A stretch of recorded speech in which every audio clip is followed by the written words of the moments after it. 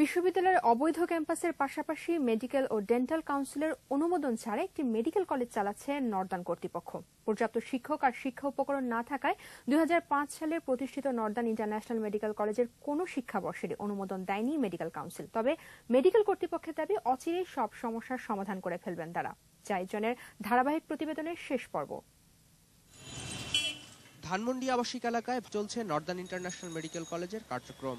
2005 সালে যাত্রা শুরু করে নানা ধাপ পেরিয়ে স্বাস্থ্য মন্ত্রণালয় ও ঢাকা বিশ্ববিদ্যালয়ের অনুমোদন পেলেও এখনো পায়নি মেডিকেল ও ডেন্টাল কাউন্সিলের অনুমোদন।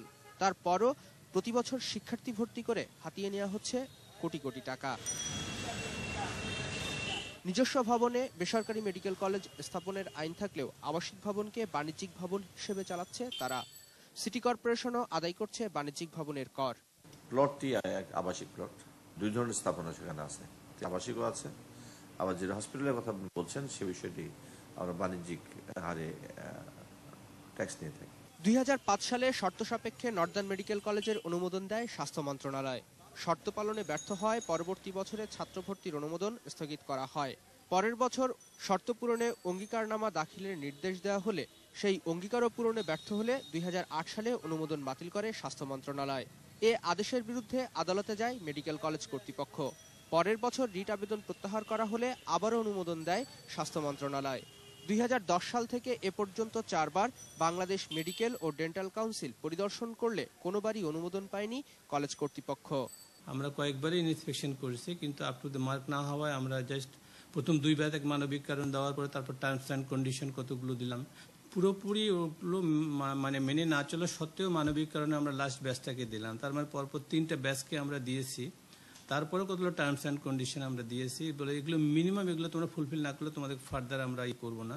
তবে কর্তৃপক্ষের দাবি মানসম্পন্ন মেডিকেল শিক্ষা দিয়ে যাচ্ছেন তারা। আমাদের স্বাস্থ্য মন্ত্রণালয়ের কোনো সমস্যা নেই, আমাদের ঢাকা বিশ্ববিদ্যালয়ের কোনো বিএমডিসিরও কোনো সমস্যা নেই। 4th ব্যাচের রেজিস্ট্রেশনটা 1-1.5 মাস আগে হয়ে যেতে পারতো, এখনো হয়নি। বিএমডিসি কে আমরা এখনো বিএমডিসি ইন্সপেকশনটা শেষ করেনি। বেসরকারি মেডিকেল কলেজগুলোর এসব অনিয়ম বন্ধে 3টি আলাদা প্রতিষ্ঠান থেকে অনুমোদন না দিয়ে একটি অনুমোদনকারী সংস্থা গঠনের প্রস্তাব দিয়েছে মেডিকেল অ্যাসোসিয়েশন। নিয়ম অনুযায়ী হচ্ছে যে বিএমডিসি যে ছাত্র ভর্তির সময় একটা প্রি রেজিস্ট্রেশন করাইতে হয়, এই কাজটা মানে চাতুরতার সাথে বিলম্বিত করেন। যে সমস্ত মেডিকেল কলেজগুলো বিএমডিসির যে রেগুলেশন সেটা সম্পন্ন করতে ব্যর্থ থাকে তাদেরকে বিএমডিসি রেজিস্ট্রেশন দিতে চান না। জাহিদজন, 21 টেলিভিশন, ঢাকা। গাজা প্রসঙ্গ। নিজ দেশের নাগরিকদের রক্ষার পুরনো অজুহাতকে সামনে রেখে পশ্চিম